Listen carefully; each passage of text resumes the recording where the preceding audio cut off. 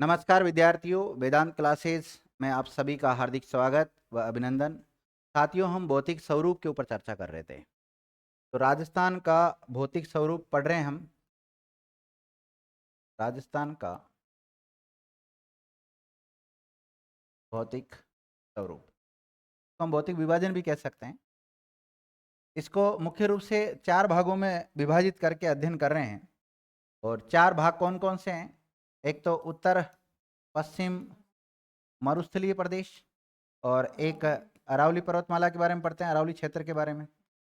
और एक पूर्वी मैदान के बारे में पढ़ते हैं, पूर्वी मैदान के बारे में पढ़ते हैं।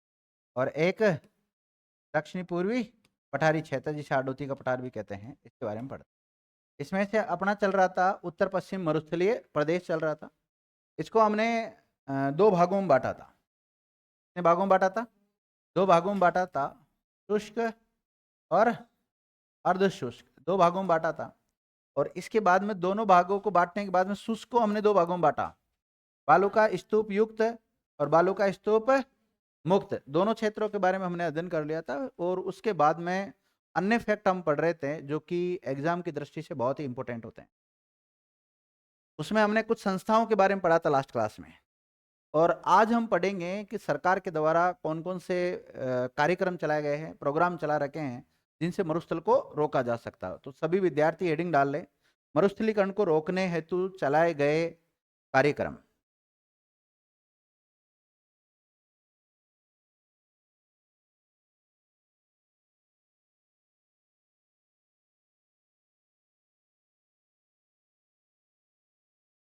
मरुस्थलीकरण को रोकने हेतु चलाए गए कार्यक्रम, कौन कौन से कार्यक्रम चला रखे हैं, इनके बारे में पढ़ेंगे हम। लिख लिया? और इसमें सबसे पहले जो कार्यक्रम चलाया गया, उस कार्यक्रम का नाम लिख लो आप, डीपीएपी। कौन सा कार्यक्रम है? डीपीएपी कार्यक्रम। इसे बोलते हैं ड्रॉट प्रोन एरिया प्रोग्राम, सूखा संभाव्य, क्या बोलते हैं? सूखा संभाव्य क्षेत्र कार्यक्रम, क्षेत्र कार्यक्रम। डीपीएपी का पूरा नाम क्या है? सूखा संभाव्य क्षेत्र कार्यक्रम है। इंग्लिश में लिख लो आप, drought prone area program, drought prone area program. ये कार्यक्रम चलाया गया था, ये 1973 से लेकर 74 के बीच में चलाया गया था। 1973-74 के आसपास चलाया गया था। देखिएगा, इस कार्यक्रम की शुरुआत 1973-74 में की गई थी।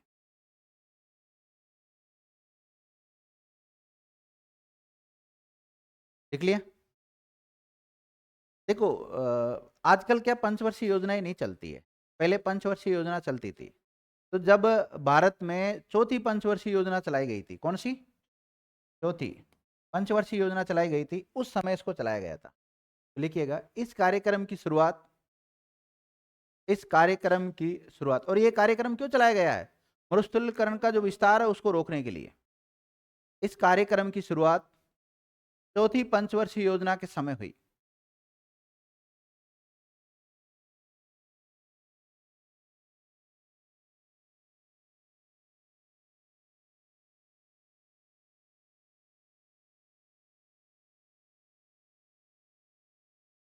देखिएगा, इस कार्यक्रम का उद्देश्य,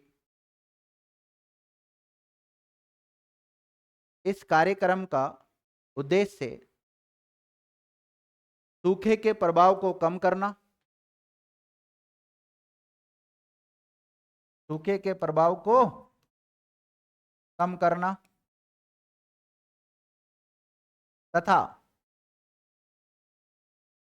सूखे क्षेत्र की अर्थव्यवस्था, सूखे क्षेत्रों की अर्थव्यवस्था में सुधार लाना है। देखो, जब इसकी शुरुआत की गई तो इसकी शुरुआत करने के पीछे दो उद्देश्य थे मुख्य रूप से। सूखा का जो प्रभाव है उसको कम करना, और सूखा जो क्षेत्र है उसकी जो अर्थव्यवस्था है उसमें क्या करना, सुधार करना, इंप्रूव करना उसमें। ये इस प्रोग्राम का, इस कार्यक्रम का उद्देश्य था। ठीक है। अब ये जो कार्यक्रम स्टार्टिंग में चलाया गया था तो 8 जिलों में चलाया गया था। कितनों में? बाद में 11 हो गए और वर्तमान में 14 जिले हो गए। कितने जिले हो गए? तो अगला फैक्ट ये लिखिएगा, यह कार्यक्रम वर्तमान में 14 जिलों में संचालित है।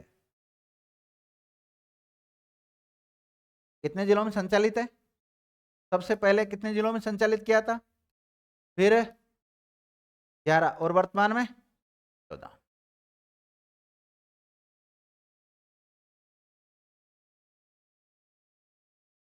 चौदह जिलों में संचालित है।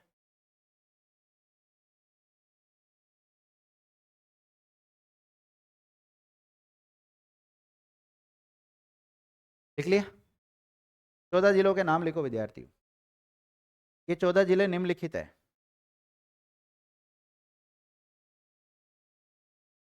पहला उदयपुर,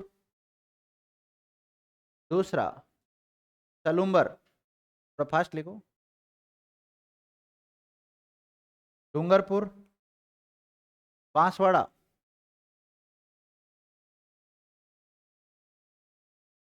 कोटा, बारा, झालावाड़, कोटा, बारा, झालावाड़। लिख लिया? भरतपुर,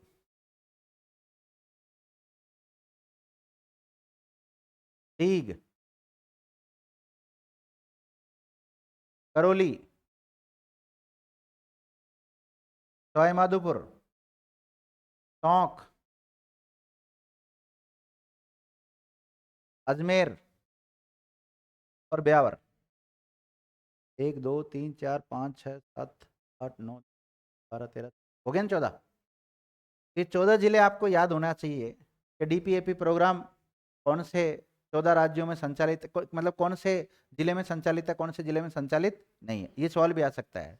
डीपीएपी जो प्रोग्राम चल रहा है ये कितने जिलों में संचालित है? 14 जिलों में। निम्न में से कौन से जिले में संचालित है, कौन से में नहीं है, तो पता रखना आप लोग। तो ये 14 कौन कौन से हैं?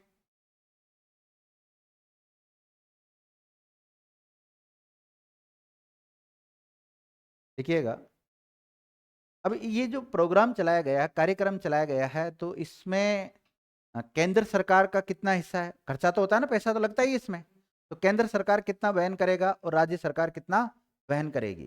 तो दोनों सरकार 50-50%। लिखिएगा, यह कार्यक्रम केंद्र और राज्य, केंद्र और राज्य, केंद्र और राज्य दोनों के सहयोग से संचालित है। दोनों के सहयोग से संचालित है।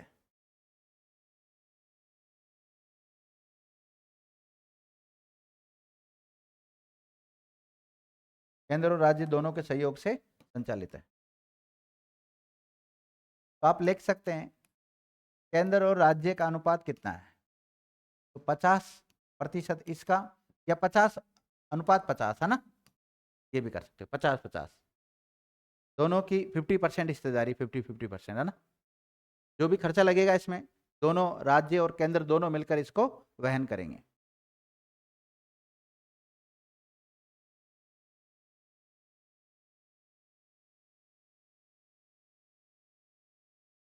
लिख लिया? अगला लिखो, डीडीपी प्रोग्राम। डीपीएपी हो गया ना अपना, देखो एक हो गया, डीपीएपी प्रोग्राम हो गया। दूसरा लिख सकते हैं आप,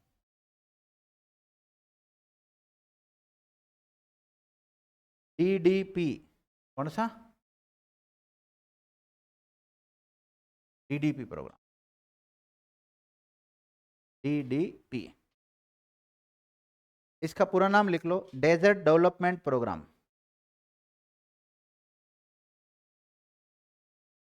डेजर्ट डेवलपमेंट प्रोग्राम। हिंदी में क्या बोलेंगे इसको? मरु विकास कार्यक्रम। मरुस्थल है ना, मरु विकास कार्यक्रम, मरु विकास कार्यक्रम हिंदी में बोलते हैं इसको। लिखो, इसका उद्देश्य, इसका उद्देश्य लिख लो,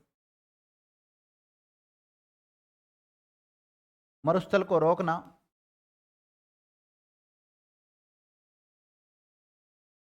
मरुस्थल को रोकना, कौमा, सिंचाई योजनाओं का विकास करना, सिंचाई योजनाओं का विकास करना, पशुपालन और कृषि वानिकी का विकास करना, पशुपालन और कृषि और वानिकी, कृषि वानिकी का विकास करना, ये इसका उद्देश्य है। डीडीपी का पूरा नाम भी पूछ लिया जाता है कई बार, और हिंदी में पूछ लिया जाता है। उद्देश्य क्या है? स्पष्ट है, मरुस्थल को रोकना, सिंचाई योजनाओं का विकास करना, पशुपालन को बढ़ावा देना, कृषि को बढ़ावा देना, वानिकी को बढ़ावा देना, है ना, ये इसका मुख्य उद्देश्य है। देखिएगा, पांचवी पंचवर्षीय योजना जब चल रही थी, जब इसकी शुरुआत हुई थी, तो लिखिएगा, इसकी शुरुआत पांचवी पंचवर्षीय योजना के समय शुरुआत हुई 1977-78 के आसपास। कब? 77 टू 78 के आसपास, जब इसकी शुरुआत हुई थी। पांचवी पंचवर्षीय योजना चल रही थी ना, उस समय। लिख लिया? देखो, 1 अप्रैल 1999, देखो शुरुआत जब भी होगी थी 77-78 में ही, लेकिन पहले केंद्र का ज्यादा था इसमें, और अब फिर राज्य और केंद्र दोनों के सहयोग से चल रही है, यह प्रोग्राम चल रहा है। देखिएगा, 1 अप्रैल 1999 से 1 अप्रैल 1999 से केंद्र व राज्य का हिस्सा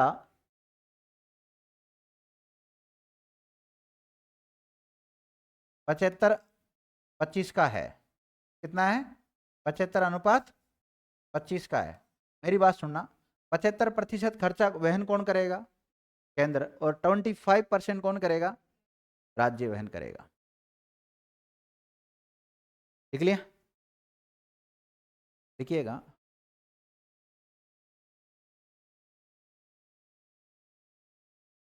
पहले 16 जिलों में संचालित था, लेकिन वर्तमान में 22 जिलों में संचालित है।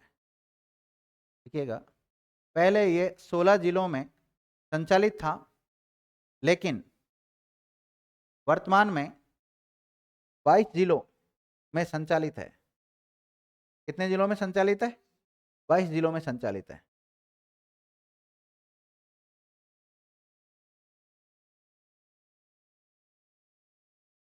बाईस जिलों में संचालित है। अभी 22 के 22 नाम लिख लो जो निम्नलिखित है।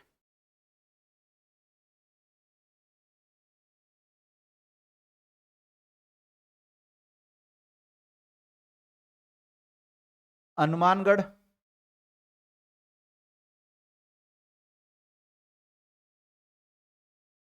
कौन सा?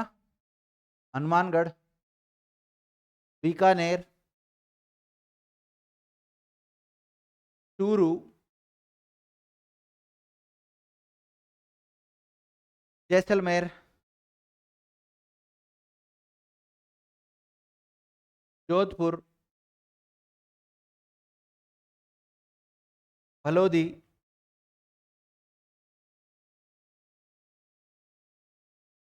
बाड़मेर, बालोतरा, जालोर,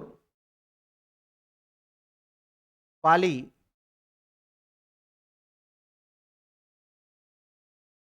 लिख लिया?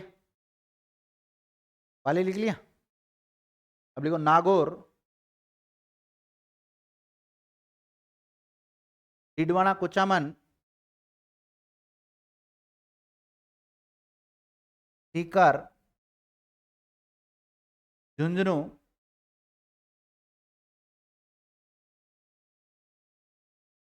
सिरोही, उदयपुर, सलूम्बर, राजसमंद, सिरोही के बाद में उदयपुर, उदयपुर के बाद में सलूम्बर, और सलूम्बर के बाद में राजसमंद, लिख लिया? राजसमंद के बाद में अजमेर, अजमेर के साथ ही ब्यावर लिख लो, ब्यावर, जयपुर और कोटपुतली बहरोड, कोटपुतली बहरोड। कितने हो गए? हो गए 22। यानी कि एक प्रकार से ये सारे ले लिए, केवल किसको नहीं लिया? गंगानगर को नहीं लिया, बाकी बाकी सारे एरियो को ले लिया। इसमें ले लिया ना? इधर इधर वालों को सबको ले लिया ना, कौन सा ही नहीं छोड़ा इधर। तो ये 22 हो गए। ये कौन सा कार्यक्रम हो गया आपका? है डीडीपी प्रोग्राम हो गया। अब लिखो सीडीपी। अगला प्रोग्राम कौन सा?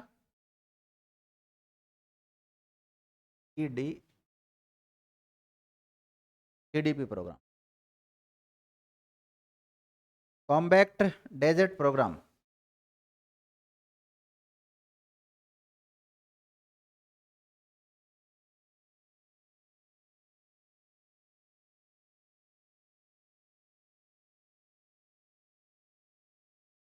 कॉम्बैक्ट डेजर्ट प्रोग्राम लिख लिया? देखो, इसकी स्थापना 1999-2000 के आसपास हुई। कब हुई थी? 1999-2000 में। मरु विकास कार्यक्रम ही है, मरु विकास कार्यक्रम। 1999-2000 के आसपास हुई थी। देखो, ये भी केंद्र और राज्य, राजस्थान राज्य के द्वारा संचालित है। इसमें केंद्र की हिस्सेदारी है 75, कितनी है? और राजस्थान राज्य की जो हिस्सेदारी है इसमें कितनी है? 75, जो भी खर्चा आएगा। यानी कि 75-25 के अनुपात में चल रही है ना ये कार्यक्रम। देखो, ये राजस्थान के 10 जिलों में संचालित है। कितने में? 10 जिलों में संचालित है।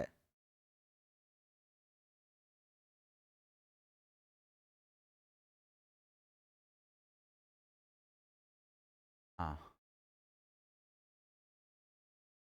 अगला लिखो कार्यक्रम। वैसे 10 का नाम नहीं लिखना है आपको, ज़्यादा इंपॉर्टेंट।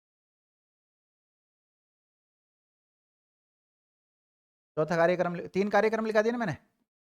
चौथा कार्यक्रम लिखो आप, एकीकृत या समन्वित व्यर्थ भूमि विकास कार्यक्रम। एकीकृत या समन्वित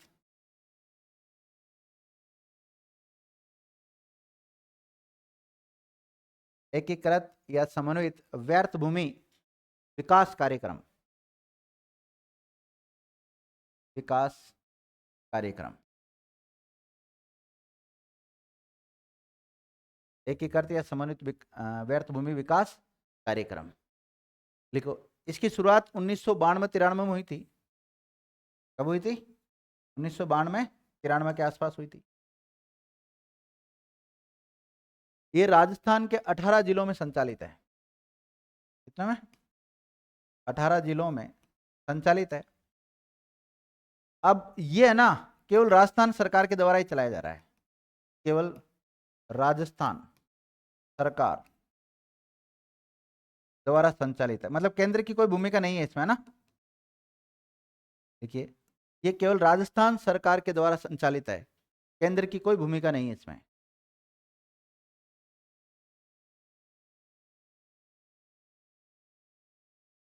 देख लिया? एक नोट डालो अलग से। मरु विकास बोर्ड की स्थापना कब हुई? हाँ भाई, मरु विकास बोर्ड की स्थापना अगर आपसे पूछा जाए, मरु विकास बोर्ड की स्थापना कब हुई थी? 1966 में। राष्ट्रीय बंजर भूमि विकास बोर्ड की स्थापना, राष्ट्रीय बंजर भूमि विकास बोर्ड की स्थापना 1960 में हुई। कब हुई? 1960 में। तो ये एक्स्ट्रा फैक्ट है, इनको भी लिख लें आप। लिख लिया? इसी के साथ जो मरुस्थलीकरण को रोकने के लिए जो प्रोग्राम चला रखे हैं, ये सारे प्रोग्राम अपने क्या हो जाते हैं? कंप्लीट हो जाता है। संस्था मैंने पढ़ा दी आपको, कार्यक्रम पूरे पढ़ा दिए, कौन कौन से कार्यक्रम है, कौन से में केंद्र और राज्य की भूमिका है, इसमें केवल केवल राज्य के द्वारा संचालित है। तो राज्य के द्वारा संचालित एक का ही नाम लिखना आपको, कौन सा? एकीकृत समन्वित व्यर्थ भूमि विकास कार्यक्रम। और बाकी जो इससे पहले मैंने आपको पढ़ाया, जैसे सीडीपी पढ़ाया, तो इसमें 75-25 के योगदान से चल रहा है। 25 राज्य का, राजस्थान का, और 75 केंद्र का। और एक डीडीपी पढ़ाया, इसमें भी सेम है, 75-25 का है। और इससे पहले एक और पढ़ाया है डीपीएपी कार्यक्रम। तो डीपीएपी कार्यक्रम 50-50%, 50-50% के योगदान से चल रहा है, ध्यान रखना। तो ये सारे कार्यक्रम हो जाते हैं। मिलते हैं नेक्स्ट क्लास में। अभी तक ये जो उत्तर पश्चिम मरुस्थल चल रहा है कंप्लीट नहीं हुआ, और कुछ फैक्ट बच जाते हैं, उसको नेक्स्ट क्लास में कवर करने की कोशिश करेंगे। Thank you.